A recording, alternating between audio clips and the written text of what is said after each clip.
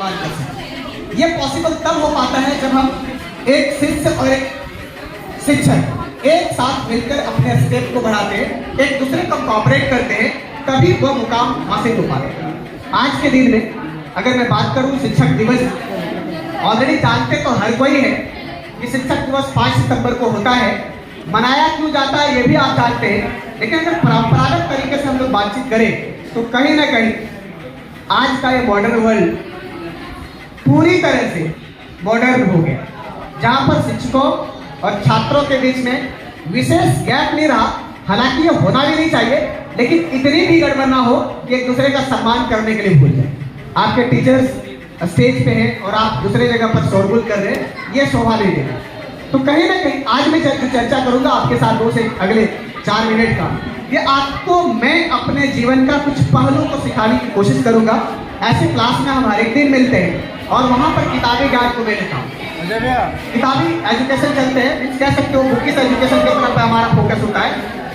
Practical तरीके से अगर बातचीत किया जाए तो आप ध्यान देने की जरूरत है कि आप जहां पर भी हो, 2 बातें मैं हमेशा ये कहता आया हूं कि ऑलरेडी आप जीवन में इतना पढ़ते हैं ये मायने नहीं रखता, लेकिन नैतिक विचार या नैतिकता आप में कितना डेवलपमेंट होता है, आप प्रैक्टिकल लाइफ की चीजों को कितना ज्यादा सीखते हो, ये आपके जीवन के अंतिम पड़ाव तक साथ देता है।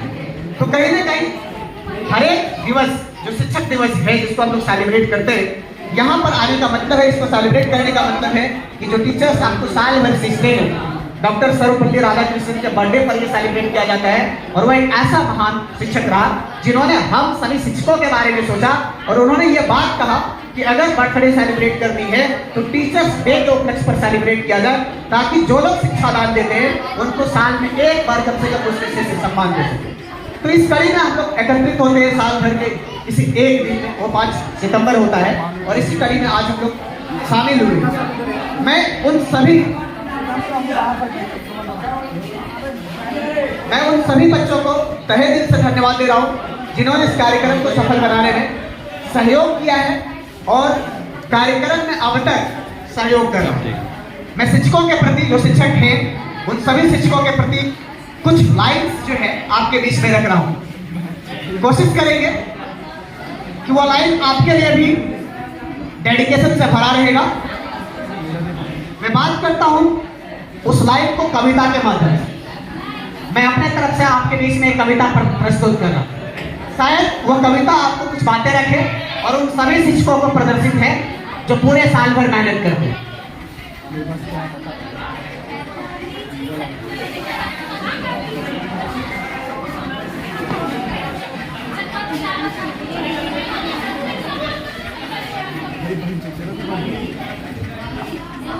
तो शिक्षकों को समर्पित ये कविता, शिक्षक की गोद में उत्थान पलता है, शिक्षक की गोद में उत्थान पलता है, जहां सारा शिक्षक के पीछे चलता है। जहां मतलब पूरा संसार शिक्षक के पीछे चलता है, शिक्षक का बोया पेड़ बनता है। आप सभी क्लास में बैठे हो और जो शिक्षक बो रहे हैं वही आपके ऊपर आएगा। आप जितना सिंसियर तरीके से रहोगे आपका जीवन उतना ही उज्जवल होगा। तो कहता है शिक्षक का बोया पेड़ बनता है, हजारों बीज वही पेड़ बनता है, हजारों बीज वही पेड़ बनता है। काल की गति को शिक्षक मोड़ सकता है, काल की गति को शिक्षक मोड़ सकता है। शिक्षक धरा से अंबर को जोड़ सकता है, शिक्षक धरा से अंबर को जोड़ सकता है। ऐसा भी हम लोगों ने देखा कि चंद्रयान जो गए हैं वो कहीं ना कहीं शिक्षकों के द्वारा मार्गदर्शित बच्चों ने अपना परफॉर्मेंस दिया है और उस परफॉर्मेंस के आधार पर आज चांद और धरती को एक करने का काम किया है। ये भी अगर पॉसिबल है तो किसी शिक्षक के मार्गदर्शन और उसके नेतृत्व नहीं पॉसिबल हो पाता है। आगे कहता है शिक्षक की महिमा महान होती है, शिक्षक की महिमा महान होती है, शिक्षक भी अधूरी वसुंधरा रहती है। याद रखो चाणक्य ने इतिहास बना डाला था, याद रखो चाणक्य ने इतिहास बना डाला था। क्रूर मगध राजा को मिट्टी में मिला डाला था, क्रूर मगध राजा को मिट्टी में मिला डाला था। बालक चंद्रगुप्त को चक्रवर्ती सम्राट बनाया था, बालक चंद्रगुप्त को चक्रवर्ती सम्राट बनाया था, एक शिक्षक ने अपना लोहा मनवाया था।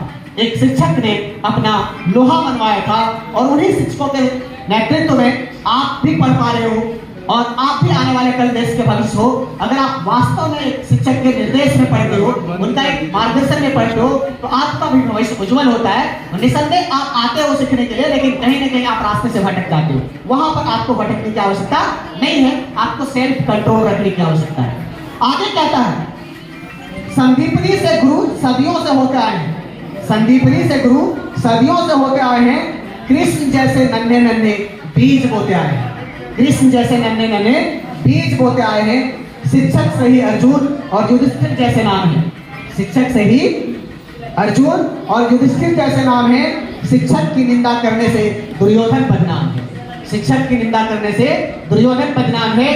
आपको हर किसी को पता है, अगर आपने महाभारत देखा होगा तो शिक्षक का कह सकते हो निंदा करने से दुर्योधन बदनाम है।